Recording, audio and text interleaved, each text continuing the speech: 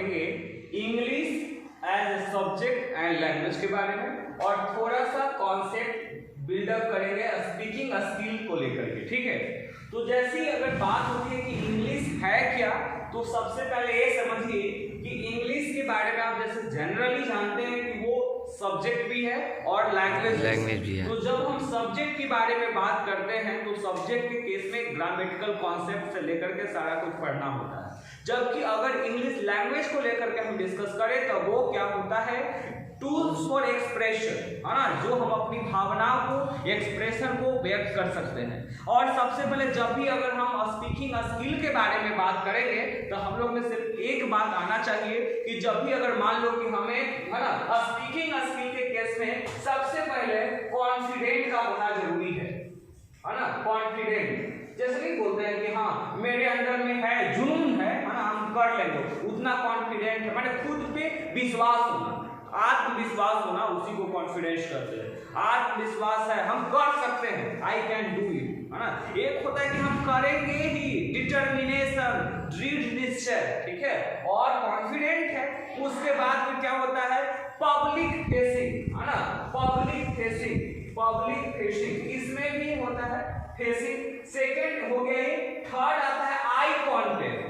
क्या आया, eye contact, है ना, आंख वगैरह भी मिलाने वाला, ठीक ना। जैसे अगर मान लीजिए कि हम कोई स्पीच दे रहे हैं, है ना, अब आगे से कोई ऐसा हरकत किया, है ना, अब हंसी बनाएगा, आप वहां पे ही करने लगे माइक पे, तो कहेगा कि ये क्या कर रहा है भाई, स्पीच दे रहा है कि क्या कर रहा है। तो आई कांटेक्ट भी होना चाहिए, और लेकिन आई कांटेक्ट के बाद जो सबसे ज्यादा है ना वो जरूरी है, वो सेल्फ कॉन्फिडेंट, है ना। अगर आप में सेल्फ कॉन्फिडेंट है, then you are going to deliver speech in perfect way, है ना, अच्छे तरीका से आप स्पीच दे सकते हैं।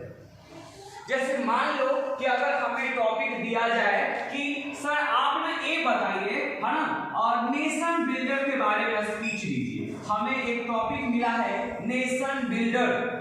नेशन बिल्डर का मतलब होता है राष्ट्र के निर्माता। क्या होता है, राष्ट्र के निर्माता।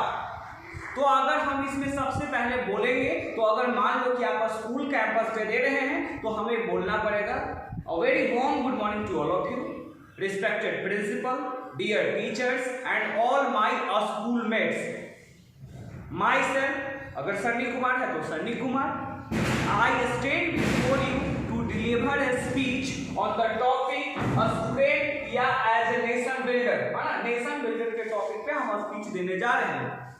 As we know that the students are the builders of nation.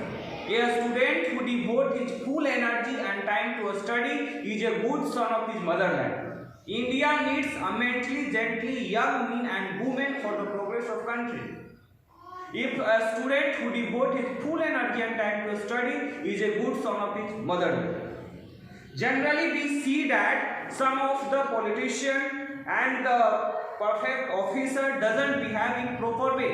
Naturally, it's become the first duty of students to be fully disciplined, and the discipline is the only key which will maintain your all the lifestyle and will help in acquiring the aim of your life.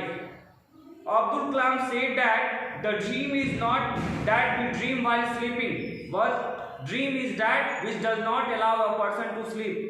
So first you give importance to the discipline and then makes things in the proper sequence. As you are in sequence way, then you are going to make the schedule and work after it, है ना। एक schedule बनाने के बाद उस पे हमें काम करना है। After that, when you are going to make a schedule, work over that. Planning is nothing. Planning will never work. Planning will work only when you are activated. You are energetic from inside that I am going to do something. If you are not energetic, then you are not going to perform anything. You will learn the manner of procrastination. काम टालने की आदत हो जाएगी. So never wait for the moment. Perfect moment का wait नहीं करना है। Never wait for the perfect moment, make the that moment perfect. जो पल मिला उसी को परफेक्ट बना दो, है ना। अच्छे समय का इंतजार नहीं करना है, जो समय मिला उसी को अच्छा बना देना है। ठीक है। और जैसे कि फाइनली हमें 2024 है नहीं 2025 में बोर्ड एग्जाम देना है, तो हम ये नहीं सोचेंगे अरे अभी महीना बाकी है, अभी महीना बाकी है, नहीं, अभी मान लो कि ऐसे तैयारी करके चलिए कि अगला दिन हमें बोर्ड देना है, समझ में आया। तो ये इंटरेक्शन जो है वो हेल्प करेगा। और जनरली अगर हम हिंदी वगैरह सारा कुछ जानते हुए भी है ना अभी इंग्लिश बोल रहे हैं आपके सामने, तो इससे ना कॉन्फिडेंट आएगा आपके अंदर में, और you are going to achieve all the things that you wanted to be in your life, है ना। जहां खुद को देखना चाहोगे अगर एक कॉन्फिडेंट, लेकिन ओवर कॉन्फिडेंट नहीं, कॉन्फिडेंट अगर आए तभी, ठीक है।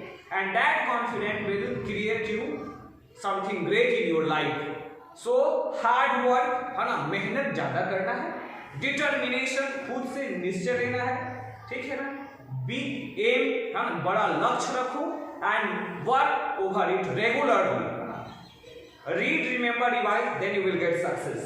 So regularity is the main thing, है ना। अगर आज मान लो मोटिवेट होते हैं खूब जाकर के आज पढ़े, कल फिर वही टांग वगैरह पसार के सोए हुए हैं, तो नहीं, वैसे काम नहीं करेगा। ये आपको मेंटेन करना है थ्रू आउट। पता है अनुशासन ही व्यक्ति को लक्ष्य तक पहुंचाता है।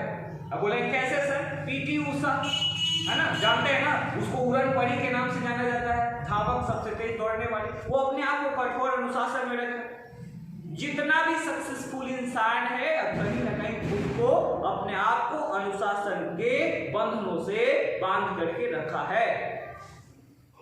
तो हम ना इंग्लिश बोलते बोलते हिंदी पे आ गए, लेकिन जनरली हम तुमको समझाने की कोशिश कर रहे थे क्योंकि एक्सप्रेशन समझ गई थी वो। अब तो कभी कभी इंग्लिश में भाषण देते हुए कुछ लाइन हमें जोड़नी होती है हिंदी में, है ना। जैसे अगर मान लो कि आजकल के बच्चे ना, सरकारी स्कूल के बच्चे क्या समझ रहे हैं ना टीचर को, अरे क्या टीचर आए हैं सब पहले वाले जैसे तो हैं, लेकिन नहीं, ये सिस्टम अब नहीं रहा है। System is something change. I am also from the private school and I am selected by the BPSC.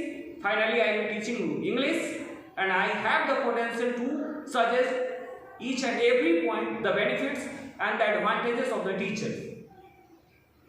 But today in our society, लेकिन आज के समाज में there are no importance. Some of the teachers are making that types of thing. वहाँ पे पता नहीं चल रहा है उनको, लेकिन पता संस्कृत में एक कहावत है, गुरु ब्रह्मा गुरु विष्णु गुरुदेव महेश्वर गुरुवा साक्षात परम ब्रह्मा तस्मै श्री गुरुवे नमः। गुरु का स्थान सबसे ऊपर होता है, लेकिन ये नहीं बना रहता। समझ में आ रहा है? तो कहने का सेंस क्या होता है कि अगर हम इम्पोर्टेंस समझेंगे तो सारा चीज होगा, अच्छे से होगा, और जब हम अपने लक्ष्य के प्रति अडिग रहेंगे तो क्या होगा, कुछ भी हासिल कर सकते हैं। तो कहना क्या है, हर मंजिल होगी अपनी ऐसे सफर का इरादा कर लो, हर मंजिल होगी अपनी ऐसे सफर का इरादा कर लो, न हारेंगे हौसला उम्र भर, ये खुद से तुम वादा करो। That's all, thank you.